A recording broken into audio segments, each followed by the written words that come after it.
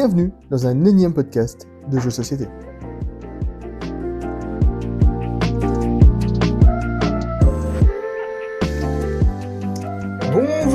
Bonjour. Bonjour Richard. Bonjour, le magnifique. Alors, comment vas-tu? Ça va plutôt bien. Fatigué. Écoute, on est toujours vaillant. Et enfin, on enregistre ce fameux épisode, donc je suis très content. Il aura pris du temps. Il aura été préparé au maximum. Pas du tout. Il a été préparé mais oublié, Ouais, c'est pour ça, ma un peu part. ça. Est-ce que ton mois a été ludique?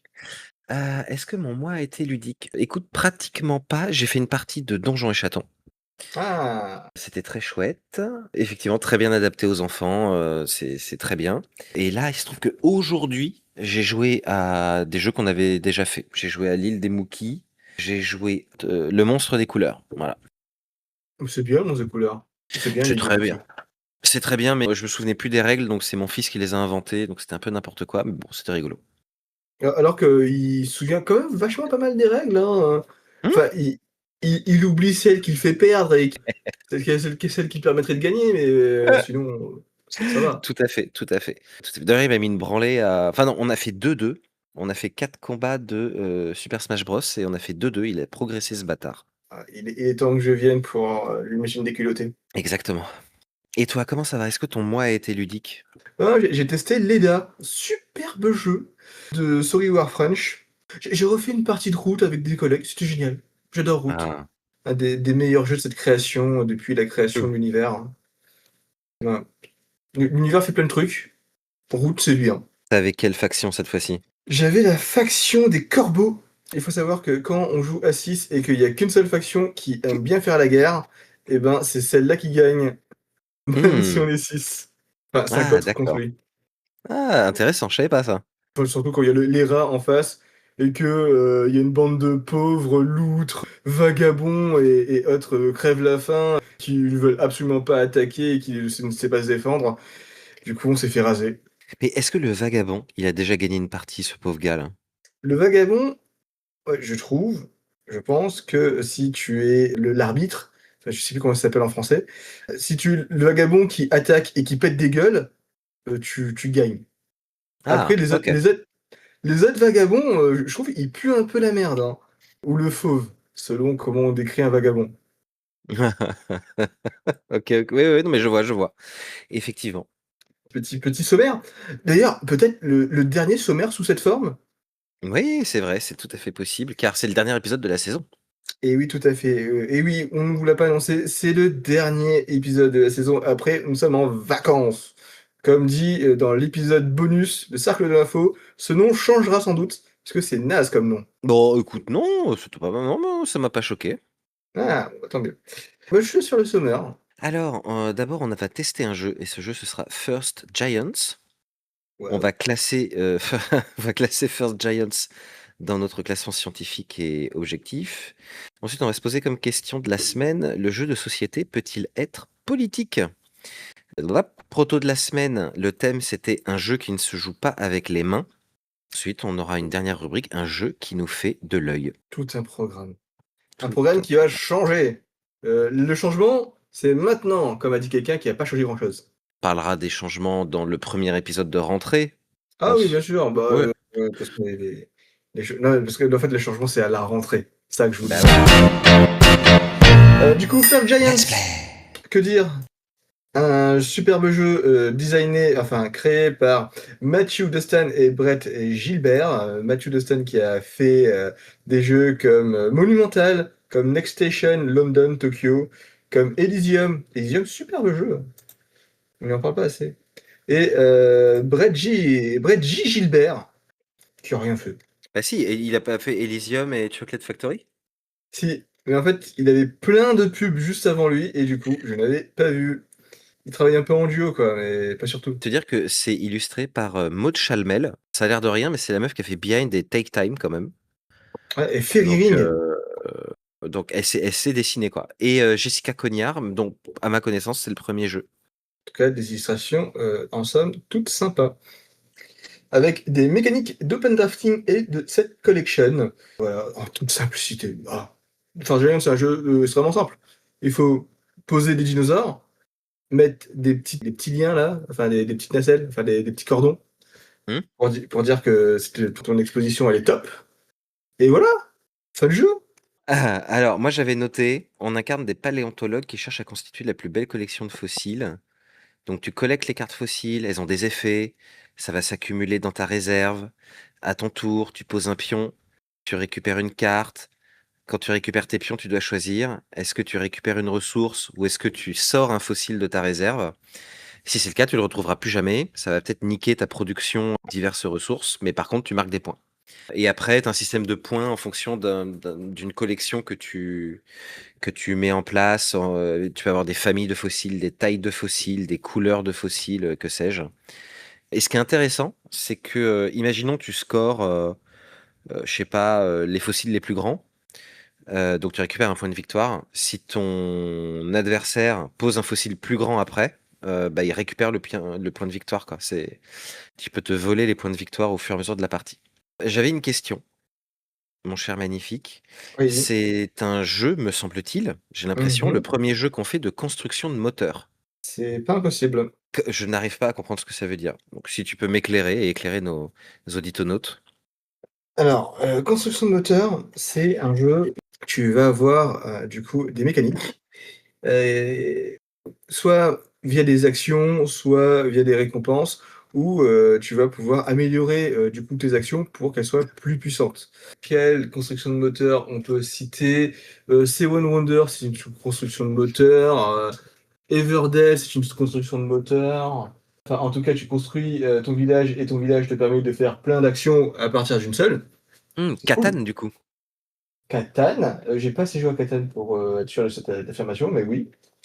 Little City, Big City, je sais plus. Little Big City? Non, ouais, Little City? Oui, Excuse-moi. je vois le jeu de quel tu parles, mais je j'arrive pas à me souvenir Ouais, de le tout petit jeu de cartes où tu fabriques une ville, là. ouais, bah, ça, c'est bien. Ça, c'est la construction de moteur. Imaginarium, construction de moteur. Ah, donc en fait, à chaque fois que tu poses des cartes devant toi qui génèrent des ressources et qui te permettent de faire des actions, tu construis un moteur, c'est ça?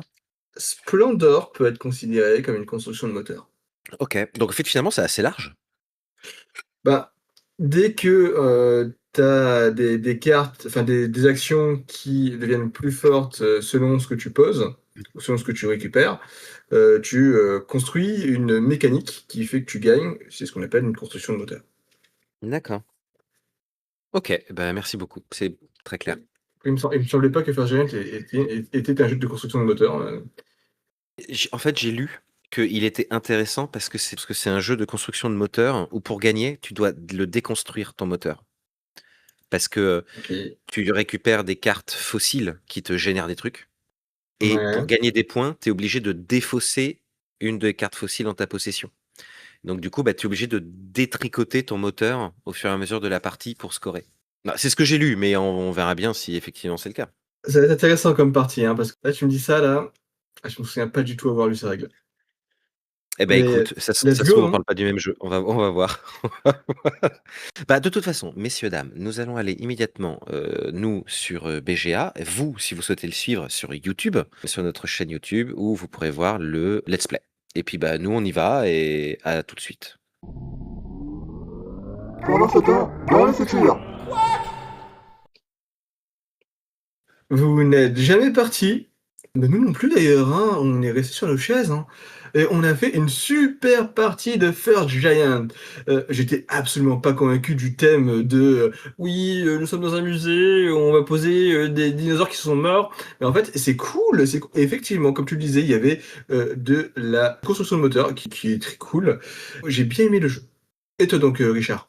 Eh ben, tout pareil, franchement, j'ai trouvé ça super chouette. Pareil que toi, le thème, je dirais, je trouve en fait que peut-être BGA lui rend pas une immense justice. Peut-être qu'avoir les cartes en main, les cartes sont très bien sur BGA, etc. Mais bon, peut-être que le matos c'est un peu plus sympa en vrai. Mais moi, j'ai trouvé ça super cool aussi. Franchement, trop bien. Je trouve quand même, je sais pas ce que tu en penses, mais que l'aspect moteur est quand même Ouais. pas non très poussé. Je trouve que le fait que tu doives exposer les fossiles finalement assez rapidement, en réalité, fait que ton moteur, il tourne pas non plus, constamment, que tu changes très souvent, de famille de fossiles parce que Ouais. tu es obligé de les poser. Enfin voilà, je trouve qu'il manque des cartes qui génèrent un petit peu régulièrement des ressources, quoi. Bah, Mais bon, c'est pas non plus, j'ai essayé de garder, des cartes qui me généraient de l'ambre, ouais? dans la main, mais en fait, très vite, la garder me servait à plus à rien parce que, j'avais déjà, pris toutes les cartes de la famille qui faisaient que ça Ouais. générait de la moula, enfin de l'ambre là. Et du coup, en fait, ouais, faut se dire que ton moteur, il est très sporadique, très, temporel, Mmh. et tu vas le garder, le temps d'un tour, enfin le temps d'une manche de poser, tes pions et ensuite, faut passer à autre chose, quoi. C'est vraiment un jeu d'opportunisme. Tout à fait. En fait, alors moi j'ai pas de conseils stratégiques, j'en ai pas trouvé en tout cas, mais heu, après avoir, joué cette partie, j'aurais tendance à dire, je sais pas si tu es d'accord avec moi, qu'il vaut mieux d'abord piocher les cartes qui sont taille 3 parce que Ouais. généralement Ah elles oui, génèrent de l'ambre si complètement. tu pioches d'autres cartes de ta famille. Donc tu pioches celle-là, ensuite tu pioches le 2, le 1 ou le fossile qui est un joker Ouais. et après tu poses tout ça et puis, basta quoi. Tu passes à la suivante. Enfin, j'ai pris un joker, ça m'a servi à rien, hein, clairement, Moi ça m'a servi à la fin, hein. je pense que, ouais, c'est des bonnes cartes à garder à la fin pour compléter, Ouais. des familles. Ouais, si on a l'opportunité de prendre autre chose qui va de toute façon servir, faut prendre autre chose, hein, clairement. Bah, je pense que ça peut aussi t'aider si tu es en rade d'ambre et que tu dois compléter, tu vois? Tu devrais poser un 3 pour terminer une famille Ouais, et tu pas l'ambre, bah, tu peux poser ton 9 quoi. c'est pas faux. Non, oui, pour la famille de 3, c'est vraiment bien. En plus, je pense que prendre la même famille, même si tu comptes faire des, collections de chiffres, c'est pas mal parce que, ben, le 3, il va te générer de l'ambre, il va te générer des points, à cause de la famille et du coup, tu récupères de toute façon le numéro que tu veux, par la suite. Ce Ouais. qui fait que c'est vraiment pas mal. Non, non, effectivement. Et d'ailleurs, on a oublié de dire que tu as gagné d'1 point. Oui, c'est vrai. C'était serré. Je n'ai pas Ouais. pu, me démarquer plus que ça. Enfin, je pense que toi comme moi, on n'aurait pas joué de la même façon, Mmh. si on avait fait une deuxième partie. Bah, genre moi, j'ai pensé qu'à la fin, que les 3 en fait, faudrait les garder un petit peu. Donc j'ai un peu tout le temps couru après l'ambre, Mmh. mais bon, rien de plus que ça. T'as des conseils stratégiques toi? Non, pas du tout. J'avais sempiternel contre-drafté. Si vous pensez que rien ne vous sert, essayez de bloquer votre adversaire. Toujours une stratégie gagnante, hein, Oui. ça il faut toujours se dire que ce n'est pas la valeur absolue des points qui vous fait gagner, mais la valeur relative à vos adversaires. Du coup, Oh, si vous c'est beau. pouvez piquer, une ressource qui serait plus utile à votre adversaire et que vous oh, pareil, si vous avez l'opportunité de finir la partie alors que votre adversaire, il prépare un tour de fou malade et que vous êtes un petit peu en avance, ah ça vaut le coup, hein. Et Mmh. sinon, non, pas de point stratégique plus que ça. OK, bah écoute, passons au classement. Où est-ce Classement, qu'on met First classement. Giants? Alors, on rappelle que dans notre classement, celui qui domine, c'est Leaders, suivi de Tag Team, Qbert, Toy Battle, Miams, Boop, Altered, Petit Ange parti trop tôt, Duel pour Cardia, Codex Naturalis. En 10e place, on a 2 jeux, Harmony et Loot.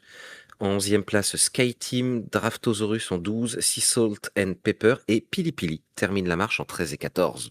Si moi, je devais donner mon avis, je suis pas sûr qu'on me le demande, je trouvais ce jeu sympa. Mmh. J'ai trouvé ce jeu plus sympa que Miams, qui était déjà sympa. Oh! Mais j'ai trouvé OK. moins sympa qu'Harmony.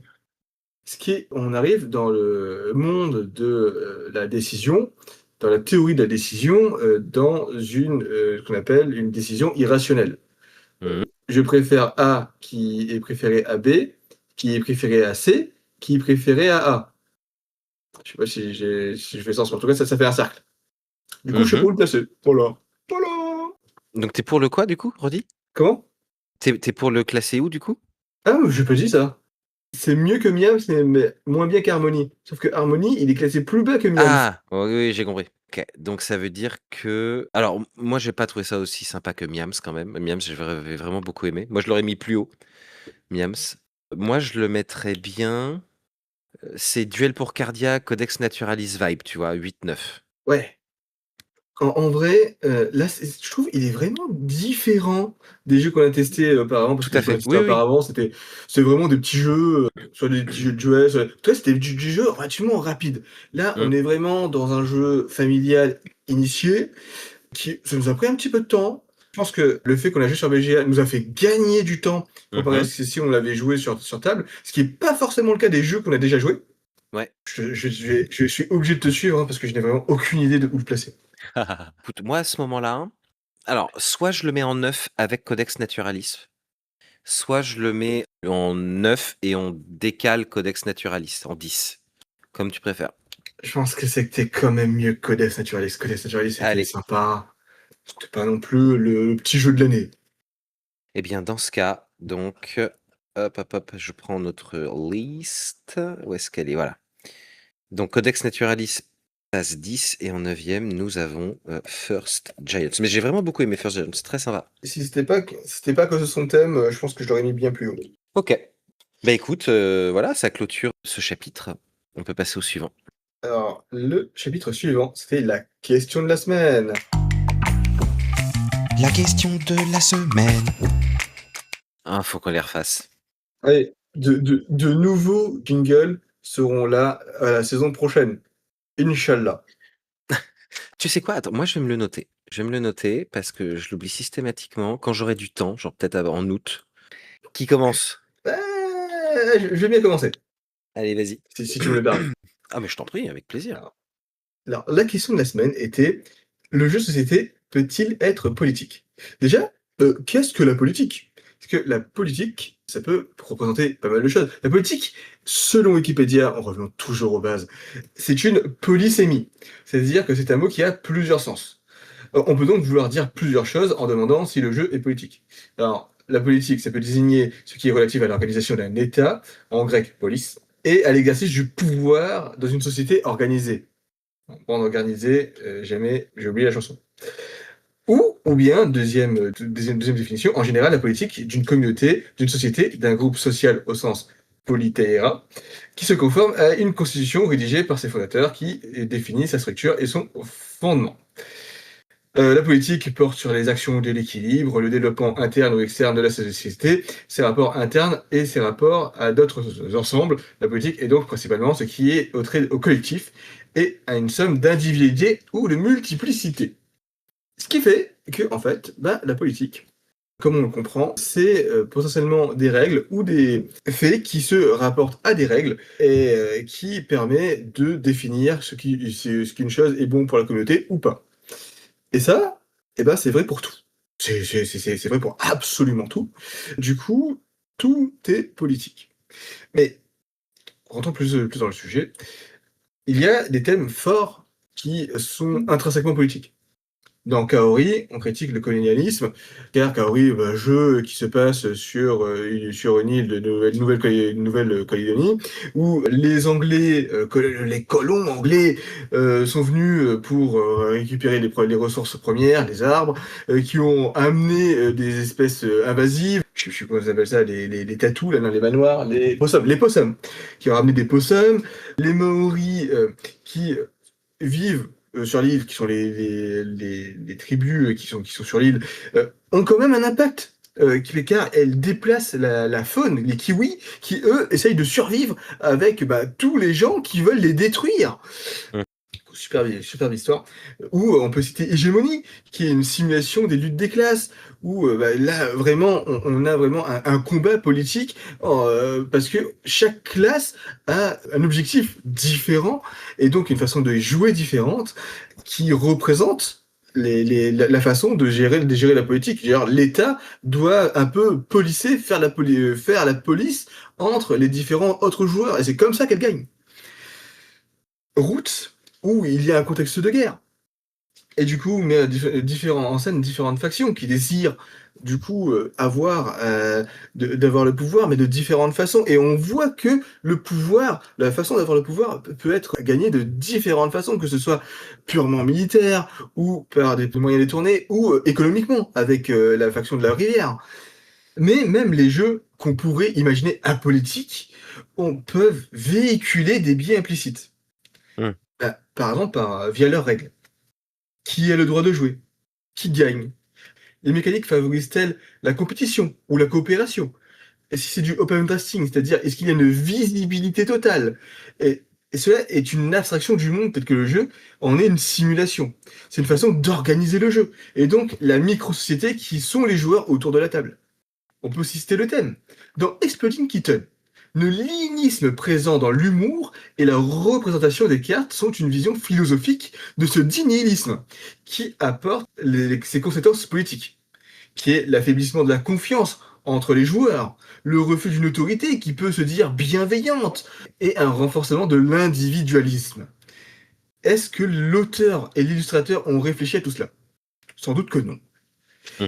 Est-ce que cette cohérence entre humour et logique politique en fait un bon jeu? Peut-être. Il y a aussi les représentations. La diversité des personnages, des cultures ou des genres dans les jeux peut être un enjeu politique. Choisir de ne pas mettre un personnage d'une certaine ethnie ou choisir d'en représenter aucune est un choix politique et est bien assez débattu dans d'autres médias, surtout dans la cinématographie ou dans les jeux vidéo, mais elle se pose aussi dans le monde du jeu de société. Il y a un phénomène qui se passe dans aucun autre média, la surreprésentation de l'anthropomorphie. Everdell, Root, j'avais des yeux, j'ai quoi, j'ai Agent Avenue, les petites bourgades. Je vous laisse en donner d'autres commentaires. Cependant, dans les illustrations, il me semble que des efforts sont faits pour représenter tout type de personnes dans les jeux de société, même des gens animaux, voilà. Si je prends la page de Coy de Philibert ce jour, on a Moon Calling Bloodbath, où il y a un métis asiatique et une femme noire. Dans l'extension d'Harmonie, il y a un panda. Dans Munchkin Panic, il y a que des petits hommes blancs. Mauvais point Munchkin. De toute façon, ce jeu, c'est de la merde. Wow. Bah ouais, non, mais t'as déjà eu Munchkin. C'est chiant, Non. Munchkin. C'est chiant. Bah, je te crois sur parole.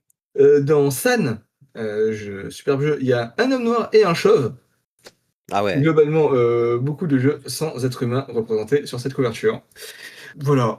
Mhm. Tout ce que j'ai à dire, tout est politique, même les jeux où vous pensez qu'il n'y a pas de politique. Du coup, demander est-ce que le jeu est politique, c'est comme demander si la surface du soleil est chaude. Oh là là. Extraordinaire. J'ai adoré ce que tu as dit sur Exploding Kitten. Très très bonne idée. Et ça, c'est de moi. Hein. Parce que le reste, non. Le reste aussi, bah, le reste, je me suis inspiré. Il y a des inspirations. Je pense qu'on va bien se compléter. Donc moi j'ai fait comme toi, j'ai défini la politique, machin, et notamment ces deux versants classiques, la politique comprise comme ce qui a un rapport à l'État, à la gestion de la société, ou la politique en tant que relation de pouvoir. Donc là rien de particulier. Et donc moi, de la même manière que toi, je pense que tout jeu de société est politique, explicitement ou implicitement, consciemment ou inconsciemment.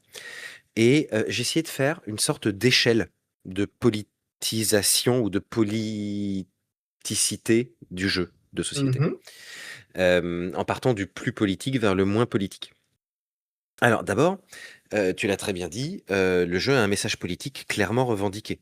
J'en rajoute d'autres. Dans l'épisode 3 de notre podcast, tu as mentionné Antifa, qui mettait en scène les oppositions entre extrême gauche et extrême droite, pour aller un peu vite.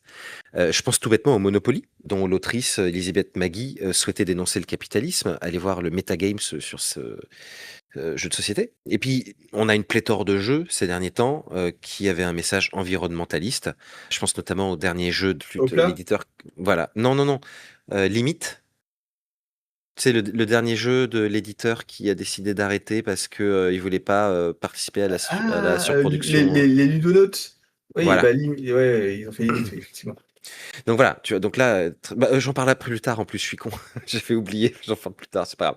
Bon, Donc c'est pas bref, tout ça pour dire que dans ce cas, c'est facile. Le jeu, les auteurs revendiquent eux-mêmes leur ambition politique. Donc dans ces cas-là, effectivement, ils veulent contribuer à un débat d'idées, influencer une opinion quelconque, livrer un message. Donc clairement, jeu politique. Le jeu, il peut aussi avoir un contenu politique, c'est le deuxième échelon de mon échelle, par son thème et ses mécaniques. Comme tu l'as très bien dit, le thème d'un jeu peut faire œuvre pédagogique parce que ça parle d'un événement politique, d'une question politique, sans nécessairement prendre parti par ailleurs, parfois juste comme témoignage.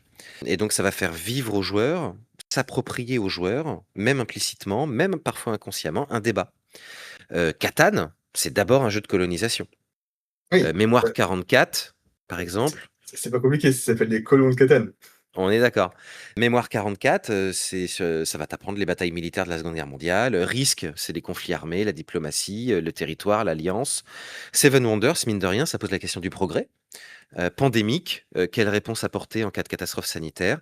Galérapagos, doit-on trahir le groupe pour s'échapper? Bref, tu vois, le décor du jeu, quel que soit son thème, peut être en soi porteur de questions politiques. Et tu l'as très bien dit aussi, les mécaniques de jeu elles-mêmes sont des questions politiques. Parce que si la politique est un rapport dominant-dominé, une relation de pouvoir, bah, les mécaniques de jeu induisent, par leur nature même, la question d'une éventuelle domination. Soit le jeu va être collaboratif et dans l'équipe, il va y avoir des questions de partage de décisions, soit le jeu est compétitif et dans ce cas-là, il organise la domination de quelqu'un sur la table. Donc tout ça, c'est politique. Et j'irais même plus loin, troisième échelon de mon échelle, le jeu peut être totalement neutre explicitement. Pourquoi pas, imaginons, totalement neutre par sa mécanique ou son thème. Sa réception peut générer des débats politiques. Sa sortie elle-même peut être porteuse de politique. Dans l'épisode 3, par exemple, tu avais mentionné le codenames Harry Potter, qui avait Mmh, généré une levée de bouclier des opposants contre l'autrice d'Harry Potter qui est ouvertement transphobe. tout à Tu fait. avais mentionné, et oui, et souviens-toi également de Ace of Spades, que tu avais cité aussi, dont le design véhiculait des clichés racistes sur l'esclavage. Donc tout jeu peut potentiellement générer une réaction politique du public, et donc porter quelque part en lui les germes du politique. Enfin, non pardon, avant-dernier, le jeu, c'est pas un objet isolé, il prend place dans un continuum politique d'édition. C'est-à-dire que toute la chaîne d'édition d'un jeu est politique. Le choix de production, le choix de diffusion, le choix du thème, le choix de représenter ou pas des minorités. Et là, il y a le cas évident de Ludonaut, donc expliqué donc là j'ai noté en septembre 2025, cesser toute édition de nouveaux jeux à cause de la surproduction du marché des jeux. Donc là déjà, le message de l'éditeur, en dehors de tout jeu de société, est politique, mais qui plus est, leur dernier jeu prône la décroissance, c'est le principe du jeu, et donc double le message politique de l'éditeur. Et d'ailleurs, l'éditeur explique même, je suis allé voir une ou deux interviews, que c'est en travaillant sur ce jeu qu'ils ont pris conscience et du coup pris des décisions d'arrêter leur activité. Donc voilà, le continuum politique d'édition du jeu. Et enfin, un jeu, il existe toujours au sein de quelque chose de très vague qu'on peut appeler le tissu politique. Il y a des gens qui travaillent dans des boutiques et qui vont vendre ce jeu, des associations qui vont l'utiliser ou en faire la promotion, des regroupements de joueurs autour du jeu, des éditeurs qui vont avoir des relations de pouvoir. Dans chacune de ces institutions, tu vas avoir des relations de pouvoir et donc de la politique. Par exemple, aujourd'hui, sans aucun, sans aucune, euh, sans aucune considération sur l'aspect politique de chacun des jeux que je vais mentionner, eh ben, Decrypto, Acropolis, Oriflamme, Faraway, It's a Wonderful World, Zombie Kids, Evolution, tout ça, c'est des jeux Bolloré. Est-ce que on peut acheter des jeux de Bolloré quand on voit la manière qu'il a de contrôler le débat d'idées aujourd'hui? Ce n'est pas la faute des jeux, ces jeux-là n'ont aucun message politique a priori, mais ils sont insérés dans un tissu politique qui leur fait porter au moins un questionnement politique. Et leurs bénéfices bénéficient à un discours politique qui est pas forcément le bienvenu pour tout le monde. Complètement. Mais là, du coup, tu vois que ces jeux-là sont extré tu vois, un jeu comme Far Away, il y a pas grand-chose de politique dans Far Away, mais bah, rien que le fait qu'il soit intriqué dans un tissu politique, proche de Bolloré, fait que, bah, il fait partie d'un débat, tu vois? Donc pour toutes ces raisons-là, tout est politique. Oh, Far Away, c'est, une histoire de voyage, une histoire de peut-être de colons ou, peut-être, reconnaissance de la culture, d'autrui. Ah ouais, Peu tu de trouves? peu de l'or est écrit, mais en fait, tout est dans les illustrations, hein, Far Away. Parce OK, que bah, je te fais confiance, j'y ai joué qu'une fois, ouais, après c'est de la merde comme jeu. Voilà. Ouais, Ouais, non, on l'avait ouais, pas aimé, ouais. ouais, bah, on est dans le dénoncement aujourd'hui là, Je vois ça. dans le clash. On est dans la politique. Ouais, moi je dis les choses, hein. Si les jeux sont nuls, les gens sont nuls, hein. Vous avez qu'à faire des meilleurs jeux, hein, les gens qui gagnent l'As d'or. Bon après, si vous voulez nous recruter, hésitez pas non plus quoi, mais Eh non, mais voilà, bah, on fait de bons jeux, voilà. on essaye en tout cas. OK, bah écoute, ça j'ai l'impression qu'on est plutôt tous les 2 très d'accord. j'avais pas cette notion de toile politique, enfin de tissu politique Ouais. sur, l'environnement, sur toute la communauté, qu'il y a autour du jeu, hein, qui décide justement de son orientation. Orientation qui est d'ailleurs est sujet politique sur le fait que le monde du jeu est en surproduction, tout le monde le dit, personne ne veut l'arrêter. Mmh. Que ce soit les éditeurs ou les boutiques, hein, parce qu'il faut bien vendre. Si il y a un public grandissant, il y a quand même une tendance à avoir du jeu consommable. Le jeu que tu vas jouer 1 mois, 2 mois et ensuite passer à la nouvelle nouveauté. On n'est plus forcément dans cette recherche de l'evergreen, le jeu intemporel qui va rester sur les tables ou sur les étagères de tout le monde à des temps immémoriaux, comme le Risk, comme le Monopoly, comme le Catan, comme les Aventuriers du Rail, qui sont des jeux que tout le monde a joué et que tout le monde a au moins une version. Je jette un pavé dans la mare, d'accord. Mmh. Mais pour moi, une surproduction, c'est un moment où tu jettes des choses qui ont été produites en trop, tu vois, qui trouvent pas public. Est-ce que le jeu de société a vraiment, cet aspect gaspillage? Moi, j'ai plutôt l'impression, par surproduction, qu'on peut plus jouer à tout, qu'il y a des jeux qui Oui. n'arrivent pas à percer, effectivement, mais, est-ce qu'il y a des catastrophes industrielles? Est-ce qu'il y a, tu vois, ce genre de choses-là? Non, mais en fait, il y a une surproduction programmée ou quand tu entends des auteurs, enfin les éditeurs, dire: «Bon, bah, en fait, on va publier 5000 boîtes d'un jeu, on le republiera jamais, mais en fait, c'est juste histoire de sortir un truc, parce que là, ça fait trop longtemps qu'on n'a pas sorti quelque chose, qu'on sait que, ben, les boîtes qu'on va sortir, ça va se vendre, mais ça va pas se vendre beaucoup plus que ça» et même pas croire en son jeu et sortir des trucs juste pour le fait de sortir, ça, c'est ce que j'appelle la surproduction. Oui, tout à fait, pour occuper un segment, C'est ça, c'est qui a pas occuper été occupé. l'espace, complètement. Ouais, ouais, OK. Non, non, mais oui, oui, là, tu as raison. Mais par contre, si il ne croit pas en fait, là, il y a une question, qui est plus, je dirais, artistique ou morale que surproductive, tu vois? C'est-à-dire comme toute, activité artistique, si on considère déjà que c'est un art, on pourra se poser la question une prochaine fois, mais bon, comme toute activité culturelle, produire un jeu de société, tu que ça se fait avec, je sais pas, l'envie, la volonté, des bonnes, valeurs et le fait que ce soit fait utiliser uniquement pour, occuper un segment marketing, une cible, une période de temps et cetera, c'est vraiment pas chouette. Mais si du coup, ils n'y croient pas trop et qu'ils produisent, 5 000 boîtes et qu'elles partent, bah, à la rigueur, tu plus tellement le problème de la surproduction. Est-ce que la surproduction, c'est vraiment le problème ou est-ce que c'est un problème plus, bah, de je sais pas comment on pourrait dire ça, de cynisme, de capitalisme, tu vois? Ah Je ouais, sais pas. c'est une très bonne question. C'est une très bonne question. D'ailleurs, chers éditeurs qui nous écoutez, si vous voulez occuper l'espace avec un de nos jeux, il y a qu'à mettre en commentaire. Alors, à mon avis, ce ne sera pas le jeu de la semaine que je vais vous proposer, qui est vraiment pas dingo, mais par contre, on a fait d'autres épisodes, il y a des jeux vachement bien. Ah, ce sera pas non plus le mien, pas parce qu'il est pas dingo, je sais pas, je sais pas je suis pas sûr que ce soit les boutiques, de jeux de société qui le vendront, quoi. Bah, Bon écoute, bah est-ce qu'on ne passerait pas du coup au jeu de la semaine? Enfin, au proto de la semaine? après ce teasing, je pense qu'on est obligé. Allez. Les protos. J'ai commencé la question de la semaine, je te laisse commencer? OK. Alors, c'est bien parce que c'est le dernier épisode, de notre première saison et j'ai un peu le même sentiment que pour le premier proto que j'avais proposé, c'est que j'ai un peu honte de mon Ah, jeu. je suis sûr qu'il sera magnifique. Ah, tu gentil. Souvenez-vous, c'était le Shifumil, mon premier jeu, me semble-t-il. Je sais même les classes, ouais. Et donc, là, ça s'appelle Chaussette, que C-H-O et 7, Alors, Chaussette. je vais me permettre de te couper. À Paris Ludique, j'ai vu 2 jeux avec des chaussettes, dont un qui, je suis désolé pour l'auteur, mais ça avait vraiment l'air nul de loin. Ah J'y ai ouais? pas joué, hein. Ouais, c'était dans la zone des protos où, fallait ranger des chaussettes. C'était un jeu de pichenette, mais tu jouais avec une sorte de truc de paintball là. Tu tirais, ta petite languette et tu Mmh? tapais des jetons de chaussettes. Mais je fais: «Mais rien ne va, le thème colle pas au jeu, qui colle pas», enfin, Ouais. ça m'a donné mal de tête à rien qu'à regarder. Mmh. Et en plus, c'est des jeux qui, je pense, sont pas faciles à pitcher parce que, bah, justement, c'est un jeu un peu d'adresse. Il y a des gens qui sont un peu hermétiques à ça et puis il faut le matos, quoi. Il faut créer le Ah ouais, matos, c'était des de Lego la là. pichenette.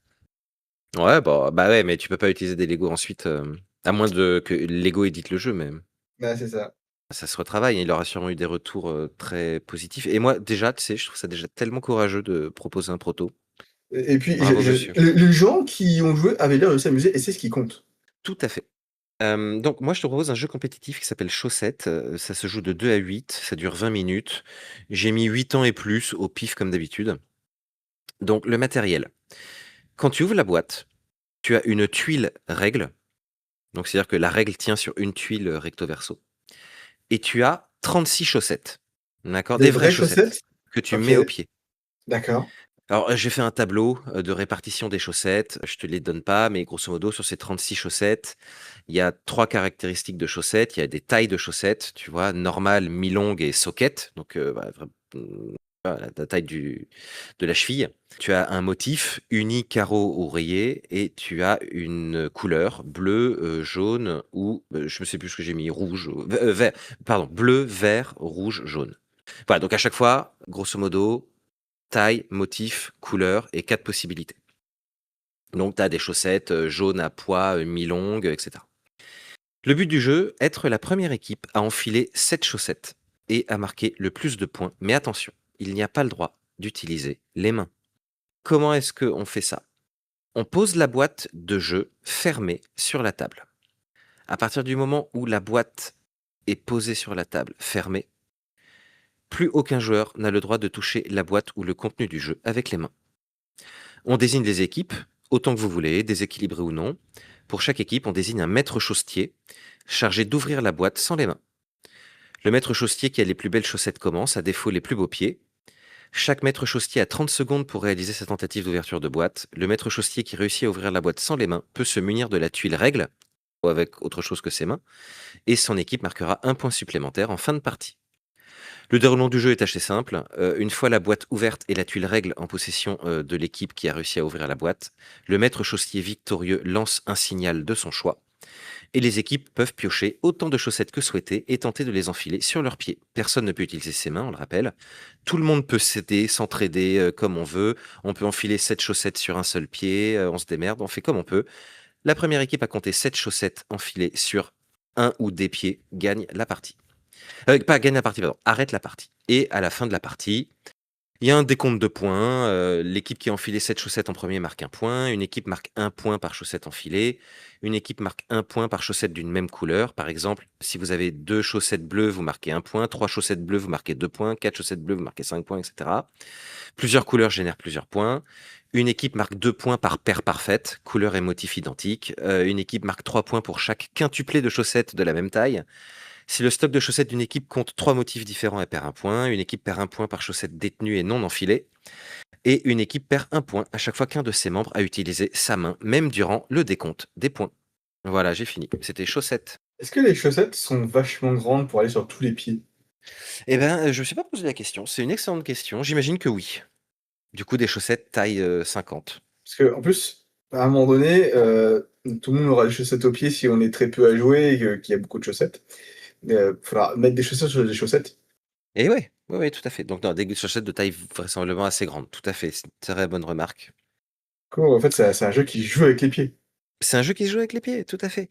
Et de toute façon, les Ah, pieds, c'est juste des mains avec des orteils, hein. oui. Oui, oui, oui. Je connais des hominidés qui se débrouillent très bien avec leurs pieds. Enfin, je les connais, Tout pas à fait. personnellement. Tout à fait. Moi, j'ai un bébé, il joue aussi bien avec ses pieds qu'avec ses mains, il tient des trucs, ouais. Bah oui, très bien, hein. Et Ouais. ben, et là, très bien, très bien, très bien, très bien. Petit jeu, que vous pouvez construire chez vous, si vous avez des chaussettes. Tout à fait. Ça, c'est vrai que c'est un grand avantage, j'aurais pu le mentionner, tout le monde peut le fabriquer chez soi. Faut les chaussettes, des bonnes couleurs et tout. Vous avez pas la répartition? Ah, faut aller sur le site internet. Chiant! Chiant, chiant, chiant. Je peux, si vous nous demandez en commentaire, trouver un moyen de vous diffuser ça, il y a pas de souci. Faut le demander, quoi. C'est comme on dit dans mon terre-terre, les bébés qui ne pleurent pas n'ont pas de lait. Eh oui, tout à fait. Bon et toi alors, Très vas-y? très bien. Alors moi, c'est complètement notre style. C'est un jeu qui s'appelle Sans les mains. Sans les mains est un jeu érotique pour adultes qui se rapproche très fortement du Time's Up. Globalement, il y a des cartes avec des mots écrits dessus. Cependant, les règles changent légèrement du Time's Up. Tout d'abord, il y a une partie mime qu'il va falloir, avec son corps et celle de son partenaire, ou avec ce partenaire, qui doivent deviner, mimer la carte. Cependant, petit twist, celui qui doit faire deviner n'a pas le droit d'utiliser ses mains. Il peut pas utiliser toutes les restes de parties de son corps. Ça peut être ses coudes, ça peut être son dos, ça peut être ses jambes. En tout cas, il a le droit de manipuler ses partenaires pour mimer une scène ou pour mimer une action. Juste, il n'a pas le droit d'utiliser ses mains. Ensuite, deuxième manche, et avec des dés qui donnent une zone du corps pour deviner, pour le devineur et son partenaire. Il crée un mot sur sa peau avec la partie du corps désigné. Il n'y aura jamais les mains. Une autre étape pourrait être de devoir deviner les mots avec des indices, comme dans Time's Up, avec cette fois-ci l'appareil reproducteur de son partenaire dans la bouche. Peut-être que cette partie sera pas dans le jeu final. Voilà, c'est sans les mains. Une version du Time's Up, dirais-je, améliorée. Non, mais écoute, si le passage du désir nous écoute, n'hésitez pas. Je prends, hein, je prends. Tout le monde commence quelque part. Et Écoute, tu sais, et je suis sûr que comme alors, ça change pour les jeux pour enfants, mais comme il y a 10 ans pour les jeux pour enfants, je suis sûr que le monde du jeu de société érotique, c'est des jeux qui sont pas toujours terribles et qu'il y a besoin de rafraîchir tout ça. et oui, mais les rares jeux que je vois un peu érotiques, où c'est que à base de beats, que à base de blagues de jeux potaches, blagues de jeux de mots potaches, et je souffle, hein. Ouais, À quand le vrai jeu érotique? tout à fait. Eh ben écoute, peut-être à ce soir. C'est Eh bien ben assez. bravo, j'ai adoré, c'était trop bien. Fais des efforts, je fais tout pour vous, public. Eh ben voilà, c'était donc nos deux jeux. Est-ce qu'il y aura une version détaillée sur notre site internet de Sans les mains? Je peux écrire les règles de façon explicite, hein. Je peux faire ça. Peut-être que, les cartes seront, designées pour, promouvoir la promiscuité des joueurs, hein, Mmh. avoir des cartes bien choisies, je suis pas sûr que les cartes du Time's Up soient vraiment bien choisies pour ça. Mais Oui, tout oui, à fait. oui, OK, oui, OK. voilà, voilà. Non, mais Eh bien, très bien, j'écrirai les règles, pour faire ça. merci monsieur magnifique. De rien, monsieur Richard. Passons à notre dernière rubrique. C'est les rubriques, notre dernière rubrique. Le jeu qui nous fait de l'œil. Lorsque j'ai écrit ces mots et lorsque j'ai préparé cet épisode, je n'avais pas encore joué à ce jeu. Maintenant, c'est fait. Et je ne regrette pas de l'avoir mis en jeu qui fait de l'œil. C'était Leda. Leda, Mmh. superbe jeu. Leda, jeu de Pierrick Libraceo, qui a fait AI 100% humain, l'hippogramme, Mind Me, Crystalla, et illustré par David Sidbon, qui a fait Zanguo, qui a fait Shackleton Base, des jeux très beaux. Leda, c'est un jeu de duel asymétrique où on peut représenter la faction des requins, la faction des chats, la faction des pandas ou celle des scorpions, où chaque faction a une façon différente de jouer. Soit on gagne de façon militaire, soit on va gagner selon l'objectif de sa faction. Les requins, ils doivent être 9, les pandas, ils doivent avoir 2 pandas d'or, et Mmh. les autres, je ne les connais pas. OK. Le twist du jeu, c'est que on a un tableau de 4 par 4 cartes qui va pouvoir augmenter au fil de la partie. On va choisir à chaque fois les 4 cartes à activer, soit une ligne, soit une colonne, soit un carré de 4 cartes, qu'on va choisir pour nous et pour notre adversaire. Ce qui va faire que bah, on va peut-être choisir quelque chose qui nous arrange nous ou quelque chose qui arrange pas l'adversaire. C'est un peu la seule interaction, mais c'est une interaction extrêmement forte. Parce que tu peux bien faire en sorte que ton adversaire il fasse rien du tout, et toi tu fais tout. D'accord, Voilà. donc c'est les cartes de chez toi qui s'appliquent en même temps pour toi et ton adversaire, donc Non, chaque tour tu alors, joues ou? on a chacun un carré de 4 cartes, Ouais? enfin 4 tuiles, et on active la même colonne ou la même ligne. Ce Mmh. qui fait que, ça se trouve, toi tu as optimisé ta colonne du fond, Ah! du coup tu choisis colonne du fond, enfin si tu as la possibilité de la faire. Et ton adversaire il fait: «Ah ben non, moi colonne du fond c'est de la merde». Eh ouais, chais. D'accord, j'ai compris.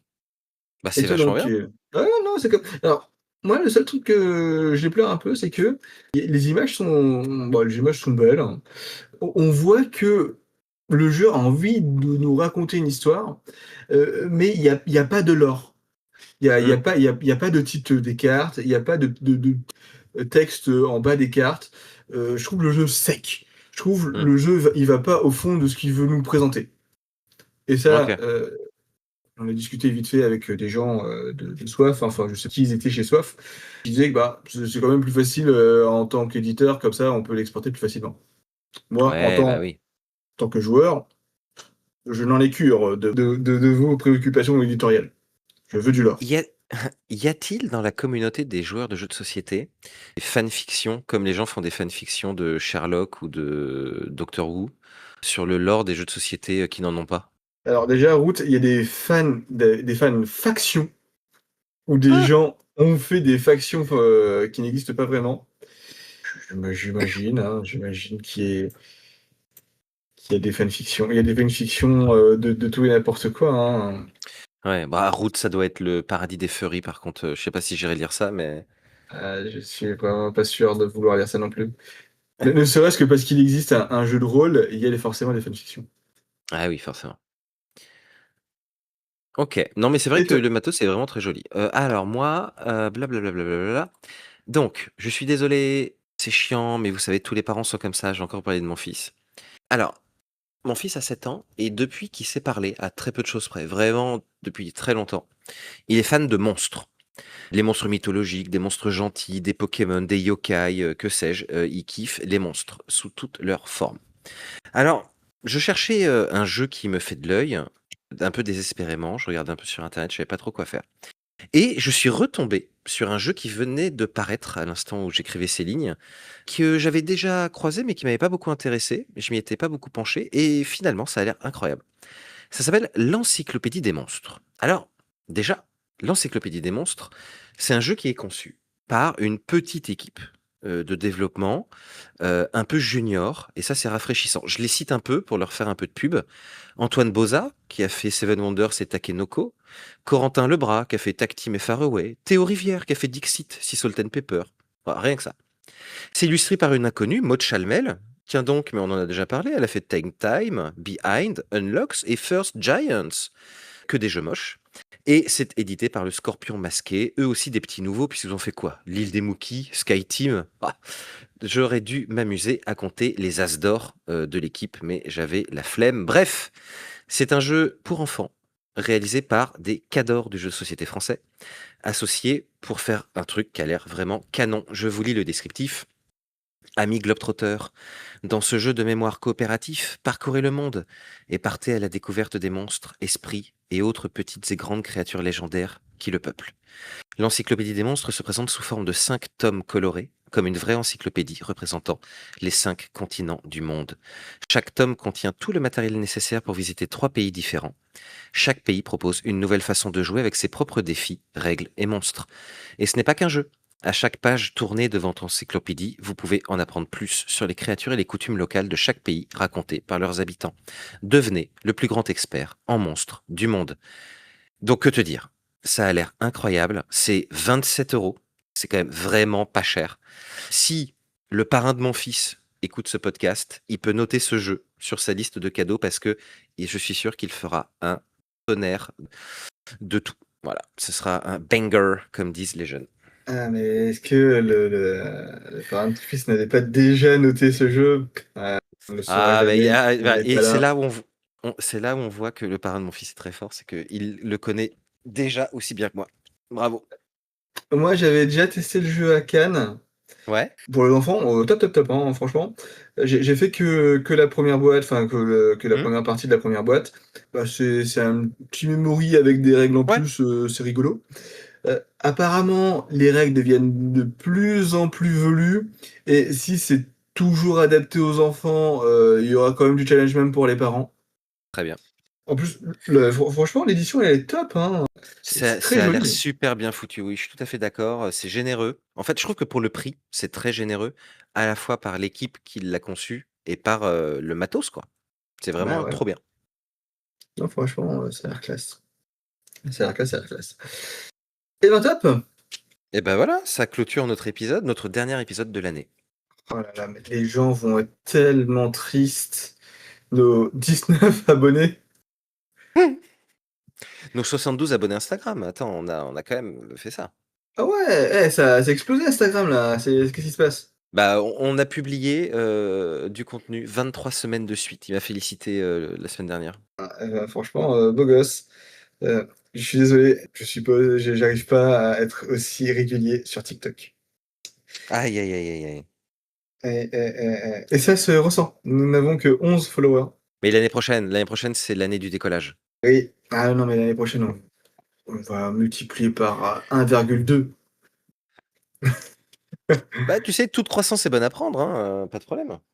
Ouais. Bah, et on a tellement de croissance que Spotify nous donne de nouvelles stats.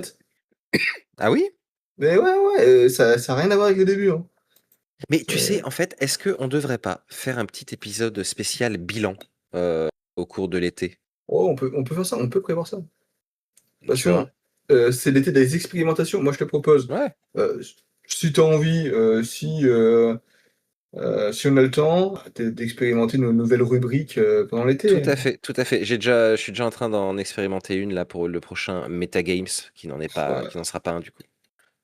Ah bah oui, bah tu nommes comme tu veux, tu fais Mmh. vraiment ce que tu fais.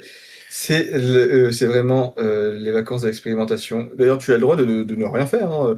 Sachez, cher public, que s'il n'y a pas d'épisode, eh ben, c'est normal. Non, non, mais il y a pas de souci. OK. Donc, bah, on reviendra l'année prochaine, en septembre avec, bah, des idées fraîches, une nouvelle structure d'émission et puis, plein d'envie. Moi, j'ai adoré cette année en tout cas, c'était trop bien. Moi aussi, je suis bien content. Je trouve, Ouais. merci public d'être là avec Mmh. nous et de nous écouter et ne pas nous laisser parler dans le vent, d'aller dans le vide. Ouais, c'est très gentil à vous. Merci beaucoup et ce qui est bien, c'est qu'on est encore ce nombre où on pourrait se faire une bouffe tous ensemble, tu vois? Pas comme ces communautés sans âme, qui pourraient même pas se réunir dans un stade, tu vois? Si 10% donnaient 1 €, on aurait un salaire convenable. Voilà, exactement. Mais pensez-y, pensez 10% d'entre vous, pensez-y. Bah non, mais on a même pas je sais même pas comment ça s'appelle tellement qu'on en a pas. de quoi? Attends, comment on en a pas? Bah, les trucs là où il faut donner de l'argent. Ah, les Tipeee? Ou Ouais, on les a pas de Patreons? Tipeee. C'est ça. Ah bah, peut-être un jour, hein, qui sait? Mais là, pour l'instant, oui, ça n'a aucun sens, de le faire. Mais figure-toi, je t'en dis pas plus. Enfin, je t'en avais déjà parlé il y a longtemps, mais je travaille sur un projet pour essayer de faire un peu de buzz, c'est beaucoup dire, mais pour essayer d'amener des gens. D'accord. Bah, je Ouais. suis curieux de voir ça. Non, moi j'attends qu'on ait beaucoup de gens pour faire des projets de plus grande envergure encore. Ouais, mais grave, Heu, tu raison. un zénith. Ah oui, oui. Un Olympia. L'Olympia, ça appartient pas à Bolloré? J'en sais rien, sûrement. Tout lui appartient de toute façon, donc C'est ça, hein, le capitalisme ne peut que se transformer en corporatisme. ouais, Et mais la malheureux. corporation française, c'est Bolloré, voilà. Vous avez choisi public, hein, c'est votre faute. La nôtre Bon aussi. écoute, on va on va peut-être arrêter de digresser. Leaders, c'est Studio H, Studio H, c'est Hachette, c'est Bolloré, hein. Bah, ouais, mais non, mais oui, c'est ça, je suis d'accord avec toi, c'est compliqué. C'est ça le problème du boycott, c'est que, bah, tu peux pas, si tu boycottes tout, quoi. Ouais, non, après tu peux boycotter à ton échelle, Mmh, à certains degrés. Tu peux mmh, choisir. Mais ouais, je suis d'accord, c'est compliqué. mmh Bon allez, bonne soirée tout le monde! et Au bonnes fait, un vacances. petit mot de la fin? Un petit mot de la fin? Calendrier. J'aurais dit barbeclette. C'est Un les mot raclettes inventé, très barbecue. bien. Non, ça existe, ça existe. Ça existe pour de vrai. C'est dans le Larousse. Dans le Larousse, je sais pas parce que le Larousse, c'est avec des vieux cons. Non, moi, c'est avec des gens très, très respectables, mais qui ne connaissent pas le barbeclette. Il vérifie, tu es en train de vérifier là, hein. Oui. Oui. Bonne journée tout le monde. Allez, Et à bientôt les amis. ça fait une demi-heure qu'on digresse, ça va pas.